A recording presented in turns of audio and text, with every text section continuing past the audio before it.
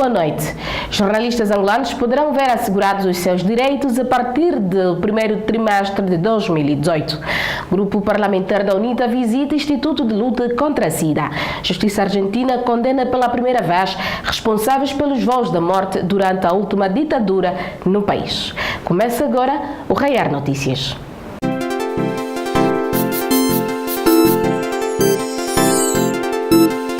Os jornalistas angolanos poderão ver assegurados os seus direitos a partir do primeiro trimestre de 2018.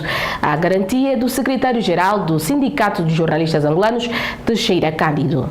O secretário-geral do Sindicato dos Jornalistas Angolanos, Teixeira Cândido, disse que a instituição que dirige vai trabalhar para, a partir do primeiro trimestre de 2018, celebrar um contrato coletivo a partir do qual vai se estabelecer um salário mínimo que vai ter em conta o tempo de trabalho e as habilitações literárias. O responsável olha para a direção do país com otimismo, tendo em conta aquilo que preconiza para o setor. Bom, a nossa expectativa é que sim, porque provavelmente, e é essa impressão que nos estão a transmitir, é de, primeiro, um presidente do Executivo que entende que tem uma sensibilidade diferente em relação às liberdades, porque a liberdade de nos filiarmos, a liberdade de nos associarmos é constitucional, e a Constituição não é feita por nós, é uma Constituição que é feita pelos representantes do Estado. Todo país que sequer tem uma Constituição, e aí estão as garantias, os direitos e os deveres, e o nosso direito é termos uma associação. Entendo que sim, temos de trabalhar,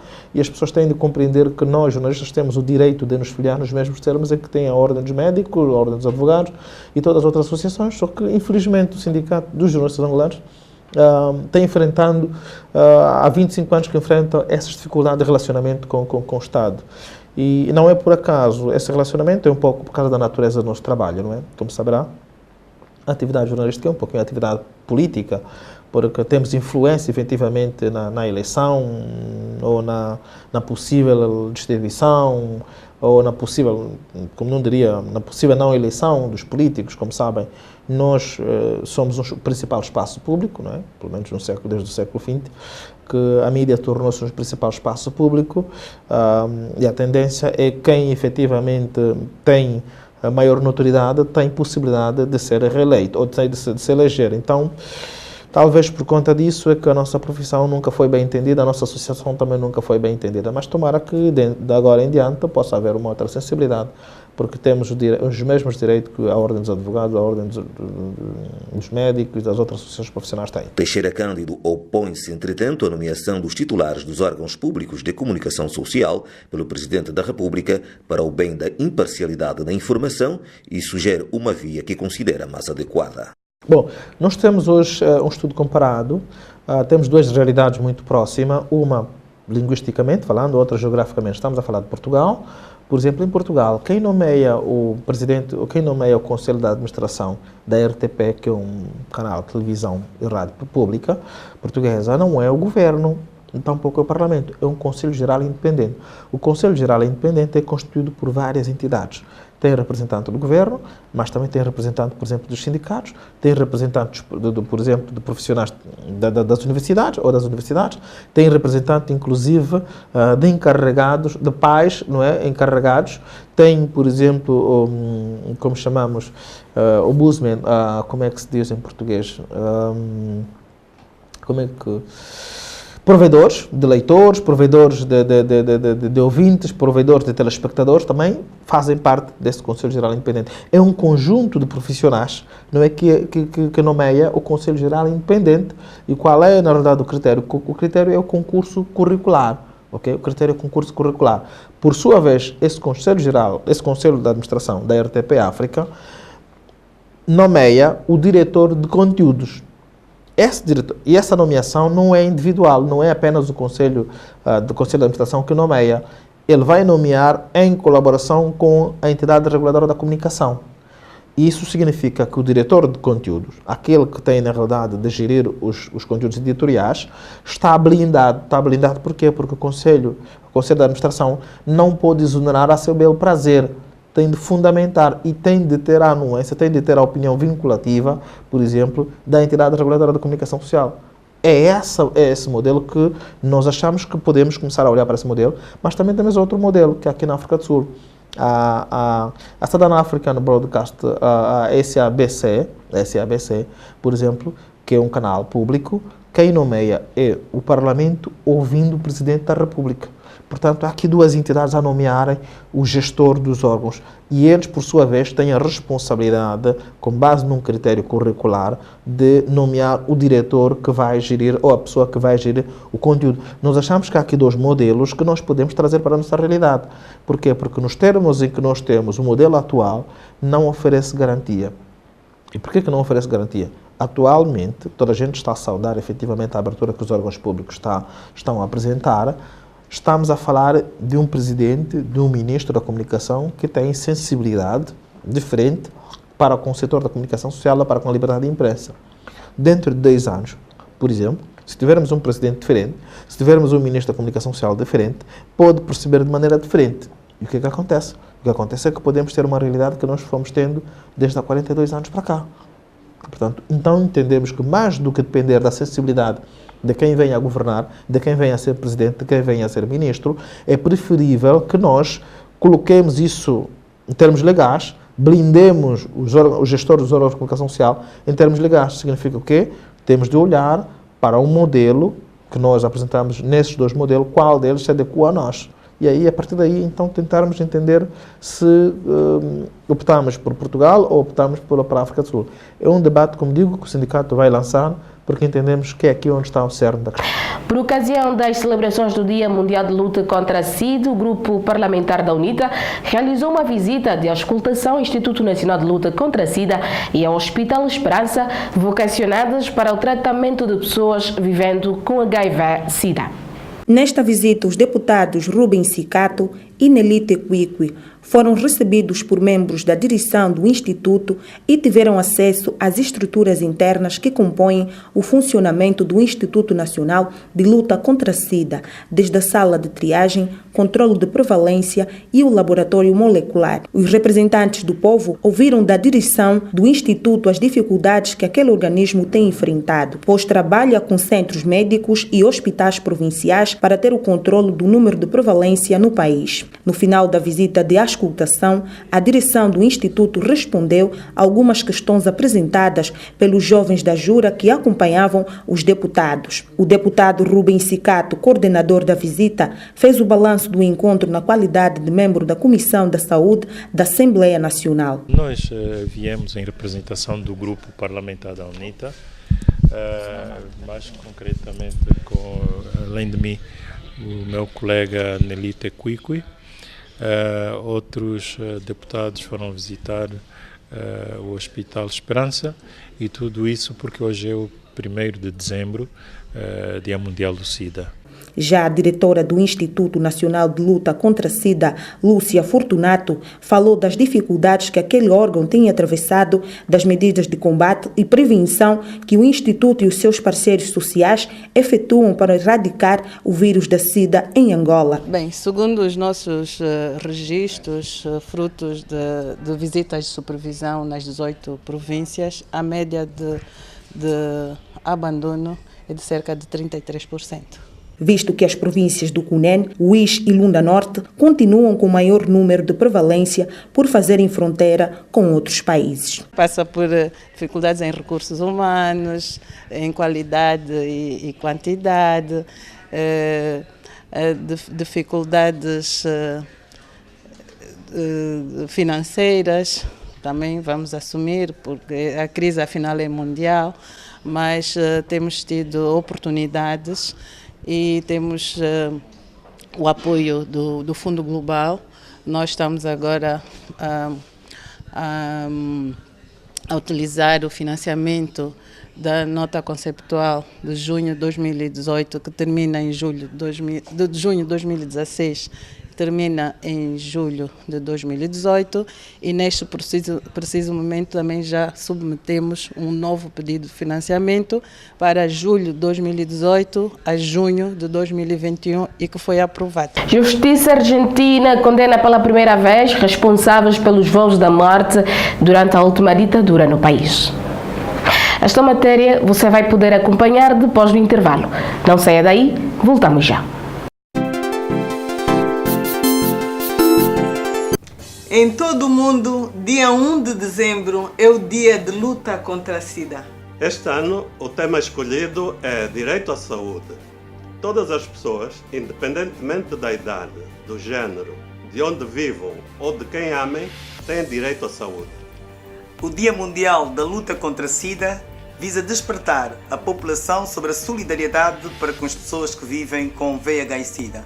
A SIDA foi descoberta no início dos anos 80 e já matou mais de 30 milhões de pessoas no mundo inteiro, principalmente na África. Mas hoje, com o uso das medicações corretamente, não se morre de SIDA.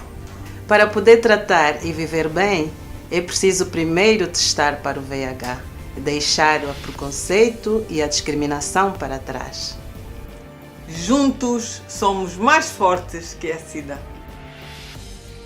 Governo de Angola, Ministério da Saúde, Instituto Nacional de Luta contra a SIDA. Você pode ter várias opções. Atrapalhar-se com 6, confundir-se com o 5, enganar-se com o 4, decepcionar-se com o 3, ser traído com o 2. Mas só um pode te levar à felicidade. TV Raiar, a televisão número 1.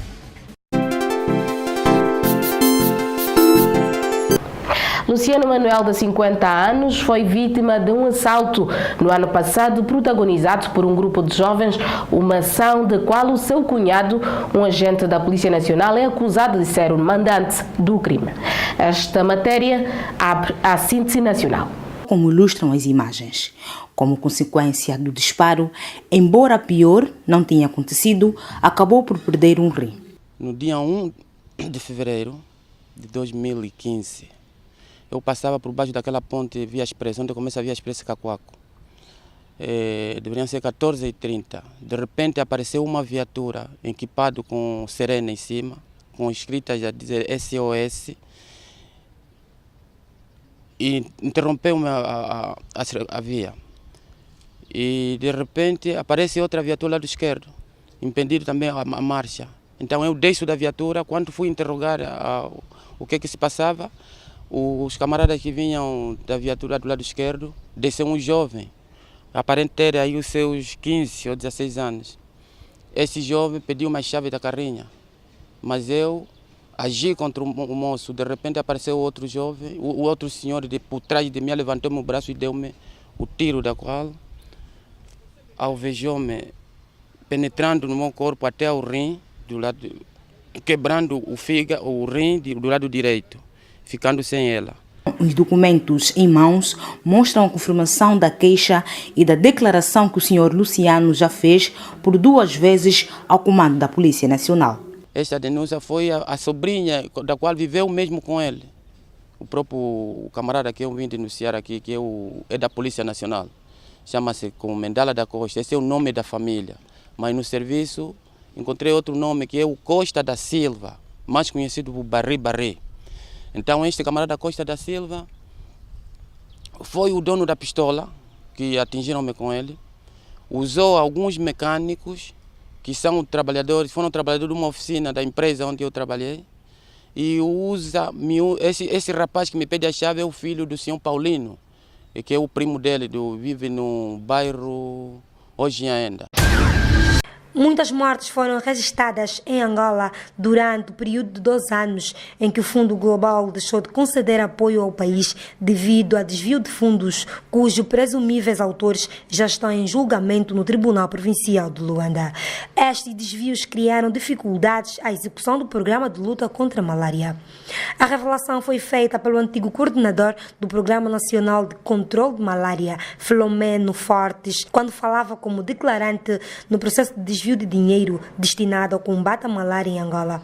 Em tribunal, Filomenos Fortes, de 62 anos, disse que os responsáveis do Fundo Global haviam tomado conhecimento de que parte do dinheiro destinado ao combate à malária em Angola havia sido desviado. O declarante, que já está reformado, acrescentou que o Fundo Global exigiu a devolução dos valores no montante de 76 milhões de kwanzas e, enquanto aguardava pela devolução, suspendeu o apoio a Angola durante 2 anos. A suspensão, segundo Filomenos Fortes, criou constrangimentos à execução de um dos melhores programas de combate à malária do continente africano. O declarante lembrou no tribunal que, para o combate à malária, Angola tinha 3 fontes de financiamento: o Orçamento Geral do Estado, o Fundo Global e uma das outras iniciativas de presidência norte-americana. Das 3 fontes, a que dava maior suporte ao Programa Nacional de Controlo da Malária era o Fundo Global. O declarante disse ter tomado conhecimento do desvio de dinheiro através de um e-mail que recebeu do Fundo Global, que informava ter enviado gastos superiores ao que constava nos relatórios. As autoridades ganenses repatriaram 168 dos seus cidadãos retidos na Líbia depois de obterem sua libertação. Esta matéria abre a síntese internacional.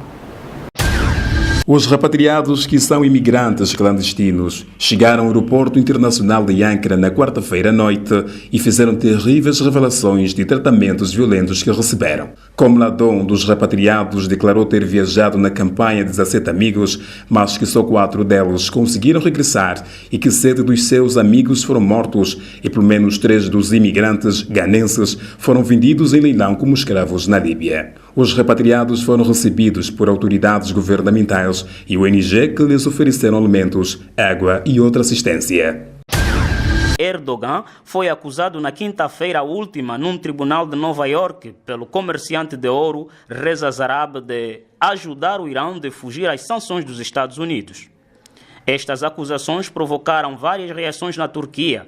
O primeiro-ministro turco, Binali Yildirim, disse sexta-feira que esperava que Zarrab, que coopera com as autoridades norte-americanas no julgamento de um executivo do Banco Público Turco, Halkbank, recuasse no seu erro e afirmou que o caso tem como alvo a Turquia e sua economia. Reza Zarrab testemunhou na quinta-feira que Erdogan, enquanto primeiro-ministro, assinou um esquema que usava dezenas de milhões em subornos para ajudar o Irão a evitar sanções econômicas. O empresário turco-iraniano disse ainda que, em outubro de 2012, Erdogan deu instruções para que outros 2 bancos turcos também participassem num esquema onde o Halkbank era a placa giratória para contornar as sanções. Entretanto, o Ministério Público turco ordenou esta sexta-feira a apreensão dos bens de Zarrab e da família como parte de uma investigação sobre o magnata. O jornal Hurriyet noticiou que a decisão tem como alvo 22 outras pessoas, incluindo a filha do comerciante. Reza Zarrab, detido desde março de 2016 em Miami, é acusado de espionagem para um Estado estrangeiro. No desporto, arrancou nesta sexta-feira na Alemanha a 23ª edição do Campeonato de Handebol Sénior Feminino e a nossa seleção estreia-se hoje, sábado, diante da sua similar, a Espanha. Esta notícia abre o compacto desportivo. A seleção sénior feminina de handebol vulgo Pérolas começa hoje a marcar os primeiros passos em direção à conquista do seu sonho, o alvejado título mundial, ao defrontar a similar da Espanha às 20h30, marcando a sua participação no 23º Campeonato do Mundo que se disputa na Alemanha. O jogo é referente à ronda inaugural do Grupo A, que tem a sede na cidade de Trier. Dados indicam que há um certo favoritismo à seleção espanhola, visto que nas últimas partidas em que as duas seleções defrontaram-se, as espanholas venceram por largas vantagens. Recorda-se ainda que no Mundial da Sérvia em 2013, Angola perdeu por 21-30 bolas. Em 2015, voltaram a defrontar-se num torneio de preparação para o Mundial daquele ano. A Espanha voltou a vencer por 37-27 e este marca o 14º Mundial em que as Pérolas participam. No Campeonato Nacional de Hóquei em Patins, a Académica de Luanda goleou Petro Luanda no pavilhão anexo da cidadela por 9-1 e retomou a liderança da segunda jornada do campeonato com 24 pontos, remetendo deste modo o 1º de agosto em segundo lugar, com 22 pontos, enquanto que os petrolíferos ocupam a 6ª posição com 7 pontos. Na tabela classificativa está em primeiro lugar a Académica de Luanda com 24 pontos, em segundo o 1º de agosto com 22 pontos, em terceiro lugar a Marinha de Guerra com 13 pontos, em quarto lugar o Exército com 9 pontos, a 5ª posição é ocupada pela SG Jesus com 9 pontos, na 6ª posição está o Petro Luanda com 7 pontos e o Estado Maior ocupa a 7ª e a última posição com 3 pontos. Termina assim o seu Raiar Notícias, informando com verdade por uma Angola radiante. Voltamos amanhã ao mesmo horário.